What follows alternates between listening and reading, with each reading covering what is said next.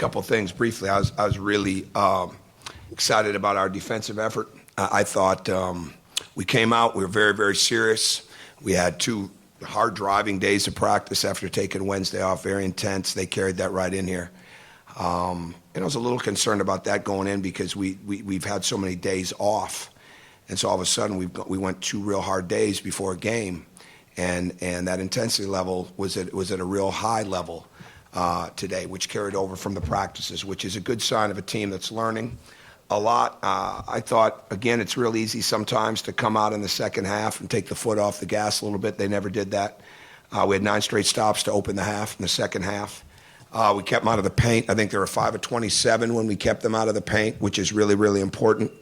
They're an excellent cutting, screening, move without the ball, quick passing team. Scott's teams are always so sound. And they always have guys that can make big plays, and Rusty Troutman was that guy, and he could play for any team in the country, and we treated him like that tonight.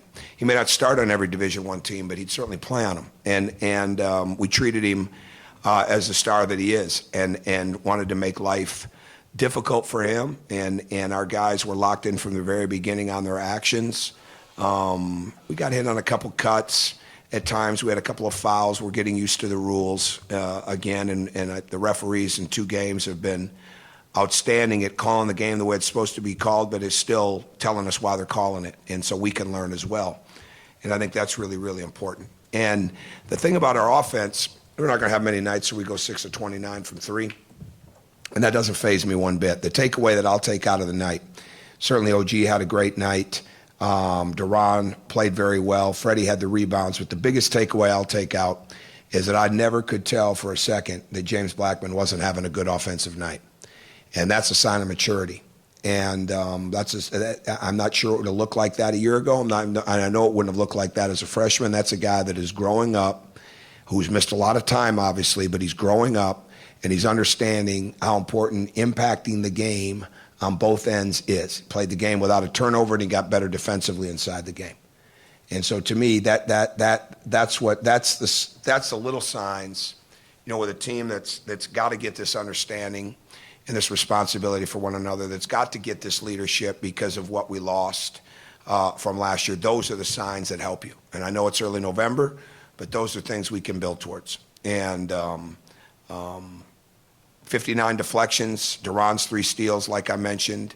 Thomas had 9 deflections. OG had 10 to go with his shooting in his floor game. Those are the things that we've got to have, and we've got to find different ways to score when our threes aren't falling, or when we're not scoring as easy, or we're not getting to the foul line as much. And the more pressure we can bring on the defensive end, the better we'll be in the long run. And that's what I thought happened for us tonight. So. Terry? Coach, did you accomplish what you had set out to do in the exhibition season, do you think? Well, I don't know if I look at it that way. You want to play everybody. I didn't get as much into combinations as I got into moving people around. And so that's not going to look as fluid, and I understand that. And we're having guys do different things in this game that they don't normally do, and they haven't done very little in practice, as far as off the break and things. And we're still learning how simple the game can be, the efficiency of passing it one dribble early. Devontae had opportunities where he had a wide open shot and tried to make a shot easier, and it ends up making it harder because he didn't take the wide open shot. And we want our guys to understand, if you're open, knock it down. If somebody's got a better look, give it to them. But the one thing you don't want to do is take a good shot and turn it into a shot taken badly because you take an extra dribble or you try to create something. And that takes time for guys to learn. But as far as guys playing, as far as having a defensive level of intensity, as far as having seeing our conditioning, getting a lot of guys to play a lot of different combinations inside of that, and knowing that we're behind offensively as far as for sets and packages, but knowing that the ball is going to move, I think we accomplished some good things. Zach? Circle back to OG. Thomas said something when he was in here earlier. He said he takes advantage of what the defense gives him or what the offense gives him. I mean, what makes him able to have a night like he had offensively, but still have the energy, the athleticism, the explosiveness, whatever it is, to be as good as he was defensively and on the boards as well? Because it's the reverse. He comes out to defend. And everything good happens because he comes out to defend. It was the same way last year when he'd make threes in games. His defense is what got him on the floor. And he came out and had the assignment of guarding Troutman, and they went to some of their mainstay actions, and he made those entries very, very hard from the very beginning. I mean, and that's what he's capable of doing. So I think offensively, there were numerous times that he wasn't ready to shoot tonight. There were times that he could have shot when he got the ball, and because he wasn't ready to shoot or because he didn't have the proper spacing. But again, he took what was there, played downhill well, was probably even played with better spacing Tuesday night than he did tonight, and still found a way to have a great game and be very, very efficient. So he's a great example of somebody that's getting better constantly, that's learning a lot, that understands that it all starts with what you do with your defensive mindset and how important it is to make the game easier for everybody else. He's learning a lot about that. And we moved him around. He played pretty much every position tonight offensively, and he definitely guarded every position defensively. Greg, at several points tonight, the team looked to get the ball to Thomas inside. I hope so. Yeah, that'd be good. So what did you guys do this summer to prepare him for that increased role? For Thomas? Yes. Well, he got the ball quite a bit last summer. We didn't do as much as you'd think. We're behind there because we didn't have a healthy Jawan. We didn't have a healthy OG. We didn't have Duran here. And so really what he did is he had to deal with our graduate managers and our strength coaches hitting him with pads. And we didn't do a lot with him in the post this summer. We're definitely behind in his efficiency in the lane. But we also know that will come. And I think what happened tonight a little bit is he still doesn't understand all the time how quick he's got to move in the post. He's getting doubles and triple teams. We'll move him around even more. And I think we spent our time, a lot of time with him in the offseason, building his strength, his athleticism, his endurance, his quick twitch, his short space quickness, his perimeter game. We're very much on him to be active on the glass. And I think that patience and that poise that he needs in the post and then that quickness of moves will come. Coach, can you say that this team has a little bit higher ceiling as far as how good it can be defensively? Maybe? I don't know. It's 2 exhibition games in, and we spent a lot of time on it. We've got some length. When you've got guys like OG and Jawan that are as comfortable guarding on the perimeter as they are the post, that puts pressure on everybody else to get to that same place. You know, Duran with 3 steals and 10 deflections it's a heck of a night in 12 minutes. Freddie didn't start going up and down the court until the other day, and it's every other day. Today happened to be a day that he could go, and we're on a minutes limit with him right now. So that'll be another guy that will be able to create more havoc defensively. I think we'll see how it goes, but I think this team can bring pressure. I think everybody understands that they're learning rapidly. It's a different team. And I think if there'll be anything that we learn, like your defense kept you going at a really good pace tonight and kept the game out of reach the whole night, even when you're shooting with 6 of 29 from 3, because you kept playing hard defensively, you kept being active on the glass, and you kept bringing fatigue to the game, and we were able to bring a lot of different people in. So I don't know on ceilings. I hope the whole team has got a high ceiling. You know, I think they do, but we're gonna have to measure that by how much better we get every day. I know we're behind in certain areas, and that's just the way that it is. But if we can play hard and compete every day like we're doing right now, then we'll get better. I saw Pete's hand. Go ahead. The efficiency that Josh has had, I think he's 11 assists, 1 turnover. Maybe talk about the production he's getting there. I know his shooting isn't quite maybe what you want yet, but certainly the assist to turnover ratio would have. Well, the first thing, stats are misleading in the exhibition season. You know, we all know that. A plus minus to me, it can be misleading. Combinations are not necessarily misleading. You can start to get a feel for some of the combinations and start to build towards that, then look at it on film and see how that works.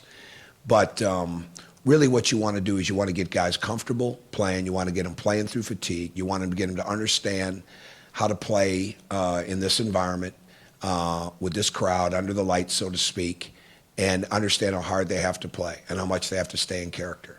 Now our next step is to stay in that type of character as we go into an environment like Friday night, which will be easier said than done.